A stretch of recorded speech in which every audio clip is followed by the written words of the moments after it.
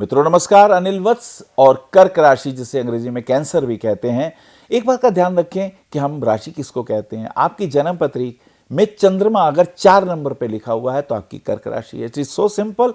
इसमें date of birth से कोई लेना देना नहीं है। ये मून राशि से हम प्रेडिक्शन करते हैं।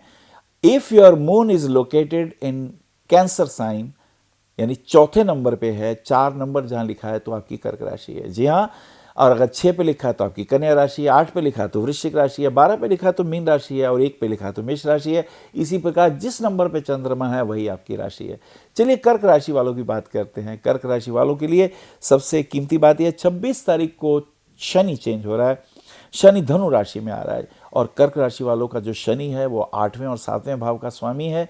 अष्टम भाव जो होता है वो रोग का है, कष्ट का है और इन्वेस्टिगेशन का भी है। 7वां भाव पति का भी है, हेल्थ का भी है। जब ये छठे भाव में आएगा तो थोड़ा रोग कारक, कष्ट कारक हो जाएगा।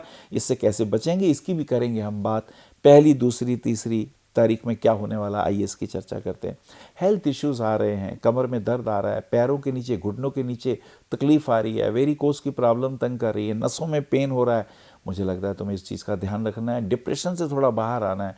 थोड़ा सा ध्यान, थोड़ी सी मेडिटेशन बहुत अच्छी चीज़ है। और मुझे लगता है कपालभाति अगर आप करेंगे तो ये सारे दुख, कल्पना करें जितने श्वास बाहर जाते हैं, सारे रोग, सारे कष्ट बाहर निकल गए।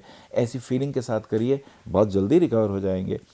चलिए आगे चलते हैं। 3, 4, 5 तारीख की यात्रा करते हैं। ये कुछ समय अब अच्छा हुआ, कुछ अनुकूल हुआ, कुछ पॉजिटिव हो गया, कुछ मन प्रफुल्लित होने लगा और भाग्य अब साथ भी देगा। यद्यपि तकलीफें भी हैं, परेशानियां भी हैं, मेहनत बहुत ज़्यादा है, प्राप्ति बहुत कम है, लेकिन अब कुछ अच्छा भी होगा।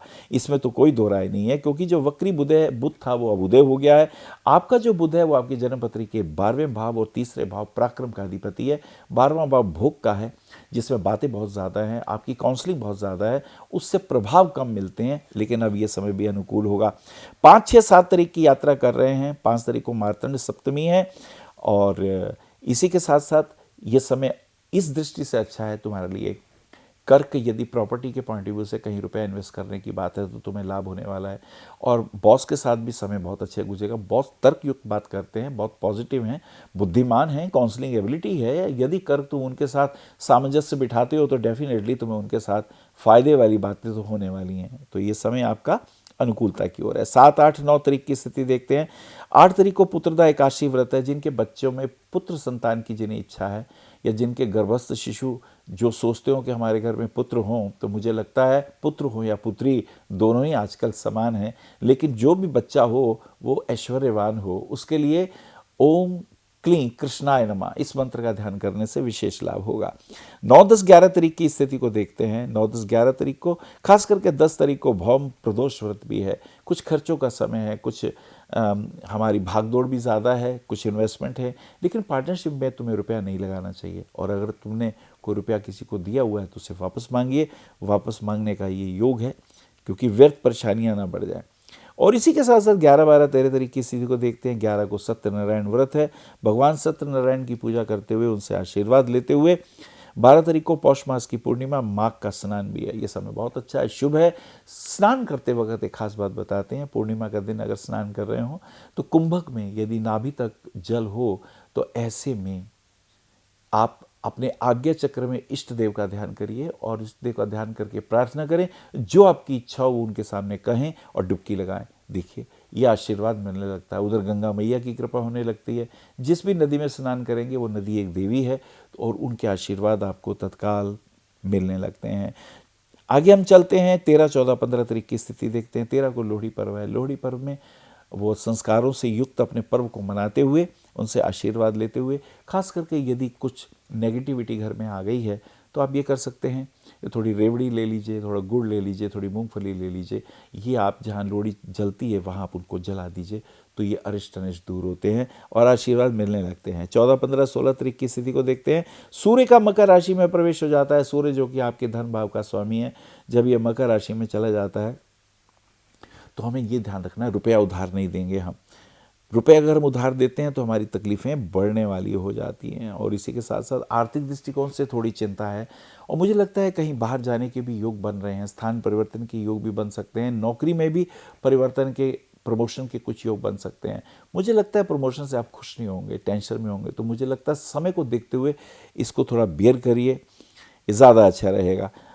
और इसी के साथ साथ अगली यात्रा करते हैं 15, 16, 17 तारीख की यात्रा करते हैं। 15 को गणेश चतुर्थी, गणपति को प्रणाम करते हुए, गणपति विघ्न विनाशक हैं। जब भी हम गणपति का ध्यान करें, ओम विघ्न विनाशने नमः, इस मंत्र का ध्यान करेंगे तो विघ्न इत्यादि, हमारे कष्ट इत्यादि जो हैं वो दूर होने लगते हैं। और 16 तारीख की स्थिति पे अगर हम गौर करते हैं तो मित्रों के साथ कहीं घूमने फिरने के योग हैं, तो इन योगों का भी आपको विशेष आशीर्वाद लेना चाहिए। 18, 19, 20 तारीख की यात्रा कर रहे हैं। 19 तारीख को विवेकानंद जयंती है। विवेकानंद जी को प्रणाम करते हुए वो मोटिवेटर रहे, उन्होंने बताया कि हमारे लिए क्या आवश्यक है और भाईचारे का संदेश दिया और अपने भीतर के स्वाभिमान को जगाते हुए देश की संस्कृति के अनुरूप आचरण करने पे बहुत जोर दिया। उनको नमन करते हुए 20, 21, 22 तारीख की यात्रा कर रहे हैं। 20 को मंगल का मीन राशि में प्रवेश हो जाता है। मंगल आपका having a lordship of 5th house and A 10th house, place in the now 9th house, तो इट इज़ लकी, ये तो बहुत अच्छा है। पंचमेश जो है वो पंचम अपने से पंचम में गया है, संतान के लिए अच्छा है, मित्रता के लिए अच्छा है। आपकी गर्लफ्रेंड या बॉयफ्रेंड के दृष्टिकोण से ये संबंध पॉजिटिव होंगे, इनसे कुछ ना कुछ लाभ आपको होगा। डेफिनेटली ये लाभ होने वाली बातें हैं। चलिए आगे यात्रा करते हैं। 21, 22, 23 तारीख की यात्रा करते हैं। 21 की तारीख को देखें तो कुछ मित्रों के साथ सहयोग भी बनने जा रहा है, कुछ नए संपर्क भी जुड़ने वाले हैं और इन संपर्कों में क्रोध और आवेश का ध्यान रखिएगा, वो चीज़ें कष्टदायी हो सकती हैं।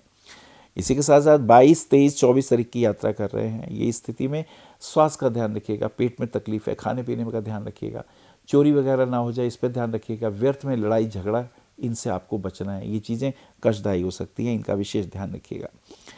25, 26, 27 तारीख की यात्रा कर रहे हैं। 25 को प्रदोष रहता है और 26 को शनि का धनु राशि में प्रवेश हो जाता है। शनि जब धनु राशि में प्रवेश करते हैं तो एक विपरीत राजयोग भी बनाने की स्थिति में ले आते हैं, लेकिन स्वास्थ्य का ध्यान रखिएगा। हेल्थ इश्यूज आ रहे हैं क्योंकि जान है तो जहान है, खास करके वेरिकोस की प्रॉब्लम तंग करने वाली है, कमर में दर्द है, स्लिप डिस्क वगैरह तंग करेगी, घुटने का पेन हमें परेशान कर सकता है, इन बातों का हमें विशेष ध्यान रखना है। और 27 तारीख को अमावस्या, शुक्र का मीन राशि में प्रवेश।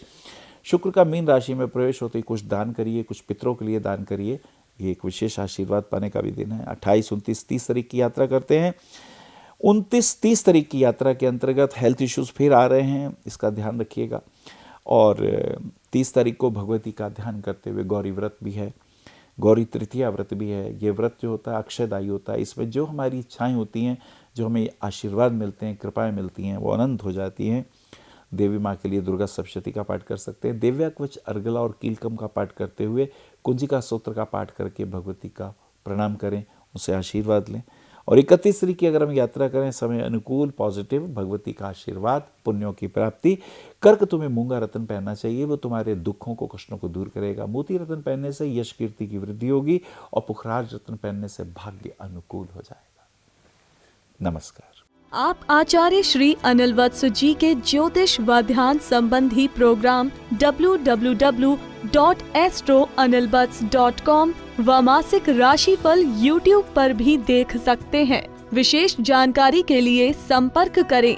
भविष्य कथन VE 279, गली नंबर 6, हरिनगर, न्यू दिल्ली 110064।